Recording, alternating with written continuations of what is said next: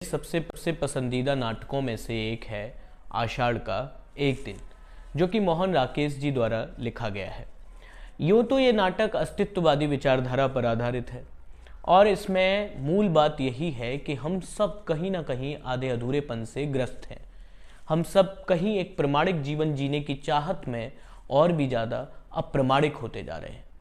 पर इसी नाटक में एक किस्सा है, एक ऐसा किस्सा जो हमारे प्रशासनिक वर्ग की अकर्मण्यता और उनकी जड़ स्थिति को प्रदर्शित करता है।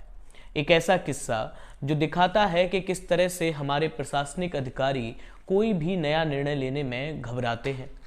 ये किस्सा है जब मल्लिका से मिलने के लिए रानी प्रियंगु मंजरी उसके घर आ रही है और उनके आने से पहले दो अधिकारी जिनका नाम है अनुनासिक और अनुस्वार मल्लिका के घर आकर के पूरी जांच पड़ताल करते हैं कि आखिर ये घर पूरी तरीके से प्रियंगु मंजरी के आने लायक है या नहीं।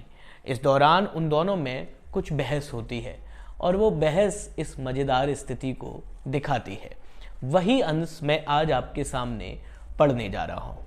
अनुनासिक और अनुस्वार किस तरीके से मल्लिका के घर में आकर के अपनी बहस को अंजाम दे रहे हैं वो हम देखते हैं। मैं समझता हूं यह आसन द्वार के निकट होना चाहिए। देवी द्वार से प्रवेश करेंगी और आसन द्वार के निकट होगा। उस स्थिति में इसे इसकी वर्तमान स्थिति से 7 अंगुल दक्षिण की ओर हटा देना चाहिए। दक्षिण की ओर? मैं समझता हूं इसकी स्थिति 5 अंगुल उत्तर की ओर होनी चाहिए। गवाक्ष से सूर्य की किरणें सीधी इस पर पड़ती हैं। मैं तुमसे सहमत नहीं हूं। तो विवादास्पद विषय होने से आसन को यहीं रहने दिया जाए। अच्छी बात है, इसे यहीं रहने दिया जाए। और ये कुंभ? मैं समझता हूं एक कुंभ इस कोने में और दूसरा उस कोने में होना चाहिए। पर मैं समझता हूं कि कुंभ तो यहां होने ही नहीं चाहिए। क्यों का कोई उत्तर नहीं। मैं तुमसे सहमत नहीं हूं। तो कुंभों को भी यहीं रहने दिया जाए। ये वस्त्र भी गीले हैं, इसीलिए इन्हें नहीं हटाना चाहिए। क्यों? शास्त्रीय प्रमाण ऐसा है। कौन सा प्रमाण है यह तो मुझे याद नहीं। यह याद है कि ऐसा प्रमाण है। हाँ तो संदिग्ध विषय है। हाँ, तब तो अवश्य संदिग्ध विषय है। संदिग्ध विषय होने से वस्त्रों को भी रहने दिया जाए।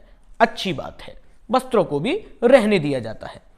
परंतु यह चूल्हा अवश्य यहां से हटा देना चाहिए। चूल्हा हटाने का अर्थ होगा आसपास की सब वस्तुओं को हटाया जाए। उसके लिए बहुत समय चाहिए। समय के अतिरिक्त बहुत धैर्य भी चाहिए। धैर्य के अतिरिक्त बहुत परिश्रम चाहिए। मैं समझता हूं भाजनों को हाथ लगाना हमारी स्थिति के अनुकूल नहीं है। मैं भी यही समझता हूं। तो इस बात में हम दोनों सहमत हैं कि चूल्हे को ना हटाया जाए। मैं समझता हूं हम दोनों सहमत हैं। और तो कुछ शेष नहीं।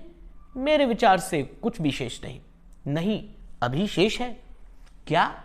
यह चौकी यहां रास्ते पर पड़ी है, इसे यहां से हटा देना चाहिए। मैं इससे सहमत हूं। तो इसे हटा देना चाहिए। हाँ, अवश्य हटा देना चाहिए। तो हटा दो। मैं? हाँ, तुम नहीं। क्यों का कोई उत्तर नहीं। फिर भी पहले मैंने तुमसे कहा है, परंतु चौकी देखी पहले तुमने है। तो हटा दो। तुम हटा दो तो रहने दो। अब चारों ओर एक और दृष्टि डाल लें। हाँ, चारों ओर एक और दृष्टि डाल लें। मुझे उम्मीद है कि ये अंश आपको मज़ेदार भी लगा होगा और जिन्होंने ये नाटक ना पढ़ा हो उनको ये नाटक जरूर पढ़ डालना चाहिए। ये नाटक आपको कई सारे अनुभवों से गुजारेगा और मेरा वादा है कि आप इसे पढ़ के कभी निराश हो ही नहीं सकते। धन्यवाद।